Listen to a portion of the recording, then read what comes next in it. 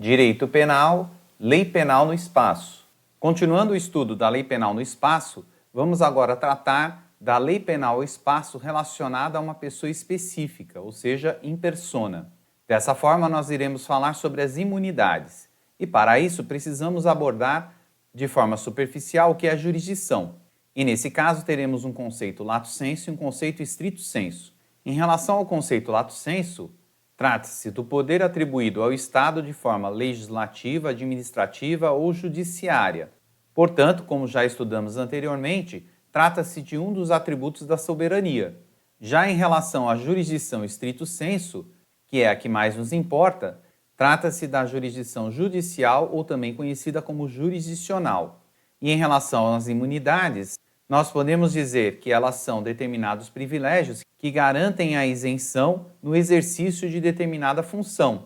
Dessa forma, teremos as imunidades parlamentares, as imunidades diplomáticas e as imunidades consulares. E aqui é importante salientar que a sede da embaixada é território nacional, portanto, não é território estrangeiro.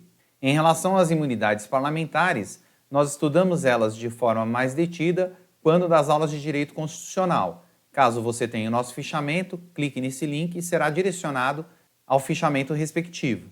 Já em relação às imunidades diplomáticas, elas são delegadas a quem representa Estado ou organização internacional. São imunidades in officio, portanto relacionadas à função do diplomata, ou seja, ao seu ofício. Isso é baseado na teoria do interesse da função. De outra sorte, as imunidades consulares estão relacionadas aos atos de ofício, portanto, propter officium, ou seja, àquilo que é próprio do ofício. Isso porque os cônsuls, eles representam os cidadãos e não o Estado propriamente dito. Entretanto, as bases das imunidades diplomáticas e das imunidades consulares são as mesmas, que diz respeito ao princípio da reciprocidade. Dessa forma, os diplomatas são protegidos da jurisdição estatal, portanto, são protegidos contra as ações do Estado em relação ao diplomata, nos termos do artigo 31 do Decreto 56435. E esse decreto internaliza no nosso ordenamento jurídico a Convenção de Viena sobre Relações Diplomáticas. E esse artigo afirma que o agente diplomático gozará de imunidade de jurisdição penal do Estado acreditado e gozará também da imunidade de jurisdição civil e administrativa, a não ser que se trate de uma ação real sobre imóvel privado situado no território do Estado acreditado, salvo se o agente diplomático possuir por conta do Estado acreditado, para fins da missão. Uma ação sucessória da qual o agente diplomático figure a título privado e não em nome do Estado como executor testamentário, administrador, herdeiro ou legatário. Ou ainda, uma ação referente a qualquer profissão liberal ou atividade comercial exercida pelo agente diplomático no Estado acreditado, fora de suas funções oficiais. Portanto, o diplomata não está sujeito à jurisdição penal, civil ou administrativa. Inclusive, em relação à jurisdição penal, o diplomata não pode ser preso ou detido. E no caso da jurisdição civil ou administrativa, haverá exceção para os casos em que a ação seja em relação ao imóvel que se encontra no Estado acreditado, salvo se for para fins da missão, também em relação à ação sucessória ou mesmo em relação à ação em que o diplomata figure como profissional liberal ou tenha atividade comercial pelo diplomata e fora das suas funções da diplomacia. Ainda em relação às imunidades diplomáticas, temos que o Estado acreditante poderá renunciar a essa imunidade a qualquer tempo, pois a função de diplomacia não pertence ao diplomata, e sim ao Estado acreditante, pois ele representa o Estado. Entretanto, para essa renúncia, o Estado deverá fazê-lo de forma expressa, nos termos do artigo 32 do Decreto 56435, que diz que o Estado acreditante pode renunciar à imunidade de jurisdição de seus agentes diplomáticos e das pessoas que gozam de imunidade nos termos do artigo 37, e a renúncia será sempre expressa.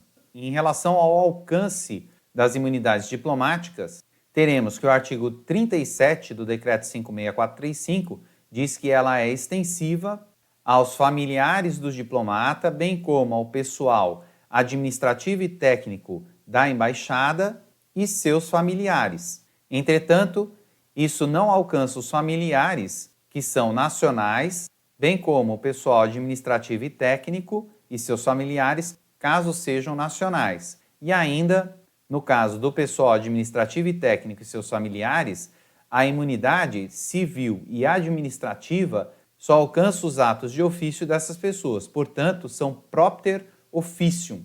E o artigo 37 diz que os membros da família de um agente diplomático que com ele vivam gozarão dos privilégios e imunidades mencionados no artigo 29 e 36, desde que não sejam nacionais do Estado acreditado.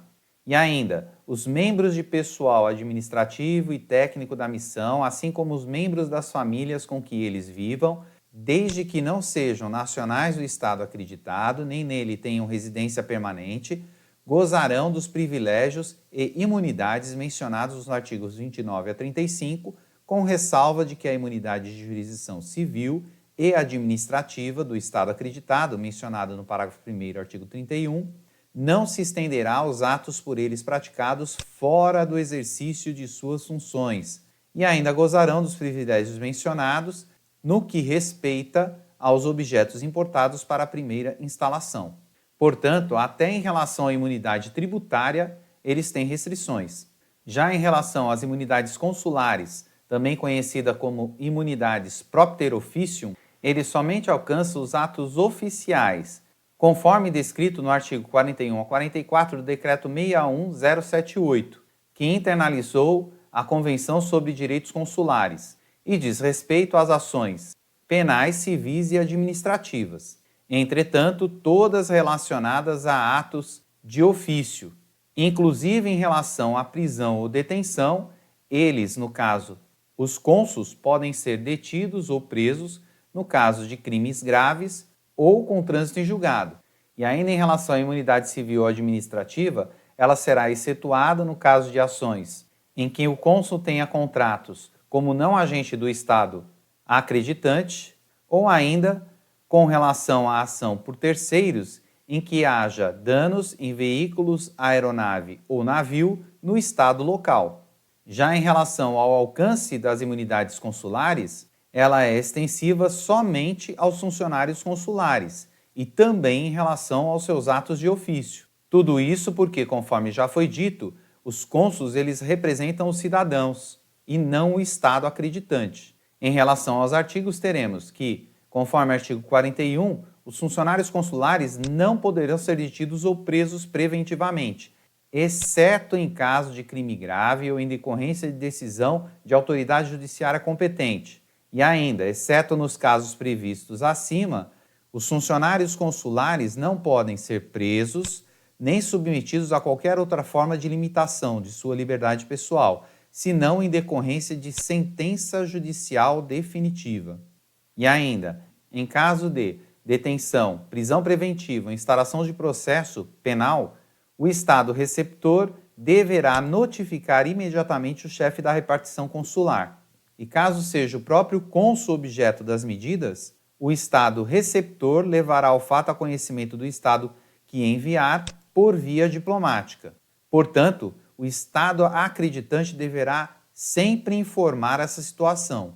E ainda que os funcionários consulares e empregados consulares não estão sujeitos à jurisdição das autoridades judiciárias e administrativas do Estado receptor pelos atos realizados no exercício das funções consulares, salvo no caso de ação civil que resulte de contrato que o funcionário ou empregado consular não tiver realizado implícita ou explicitamente como agente do Estado que envia, ou ainda que seja proposta por terceiro como consequência de dano causado por acidente de veículo, navio ou aeronave ocorrido no Estado receptor.